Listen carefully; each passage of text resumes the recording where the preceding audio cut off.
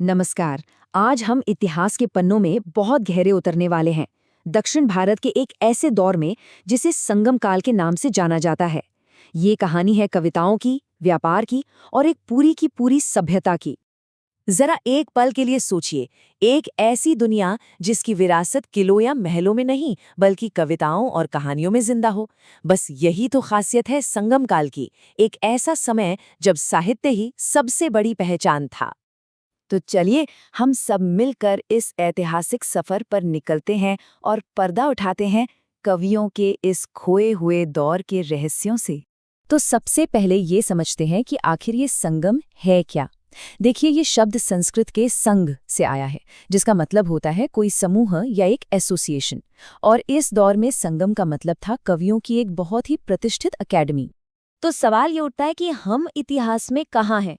ये दौर था पहली से तीसरी सदी ईस्वी के बीच का, और ये वो समय था जब तीन महान तमिल साम्राज्य अपने चरम पर थे। अब यहाँ कहानी और भी दिलचस्प हो जाती है। मान्यताओं के अनुसार सबसे पहले संगम की नींव किसी और ने नहीं बल्कि खुद ऋषि अगस्त्य ने मदुरै शहर में रखी थी। मतलब इस साहित्यिक आंदोलन को एक तरह की दिव्य शुरुआत मिली। देखिए, कोई भी महान कला उसे सहारा देने वाले लोगों के बिना आगे नहीं बढ़ सकती। तो चलिए मिलते हैं उन ताकतों से जिन्होंने साहित्यिक सुनहरे दौर को मुमकिन बनाया। ये थे तीन महान साम्राज्य, चोल, पांड्य और चेर। इन तीनों के शासन वाले पूरे इलाके को तमिलकम कहा जाता था, और संगम साहित्य में ज्यादातर इन्हीं तीन राज्यों की बातें होती हैं। लेकिन सवाल ये है कि हमें इस पुराने दौर के बारे में ये सब पता कैसे चला। इसका जवाब उन्हीं शब्दों में छिपा है जो वो हमारे लिए छोड़ गए। तो चलिए अब सीधे उन ग्रंथों को ही देखते हैं। इतिहासकारों ने बहुत ही कमाल का काम किया है। उन्होंने उस दौर की किताबों और जमीन से मिली चीजों दोनों के सुरागों को एक साथ जोड़कर इस पूरे युग की एक तस्वीर तैयार की है। ये सिर्फ किताबें नहीं हैं, ये तो एक टाइम कैप्सूल की तरह है।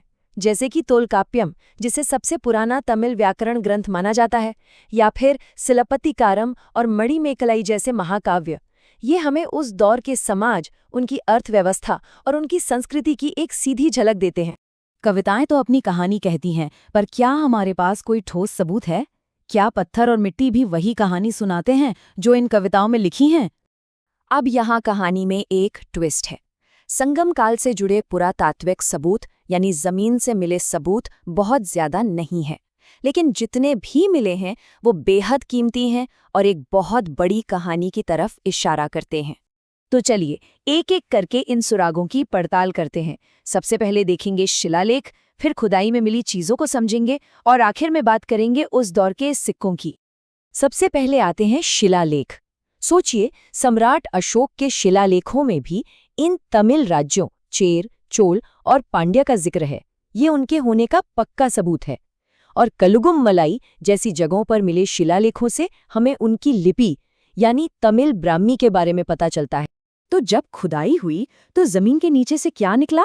आदिचनल्लूर में लोहा, कांसा और सोने की चीजें मिली जो उनके रहन सहन को दिखाती हैं।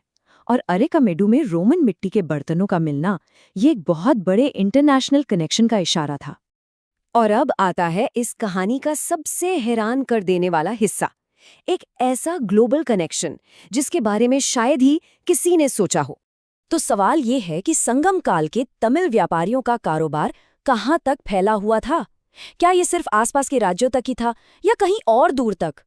यकीन करना मुश्किल है, पर जवाब है रोमन साम्राज्य तक। अब सबूत क्या है?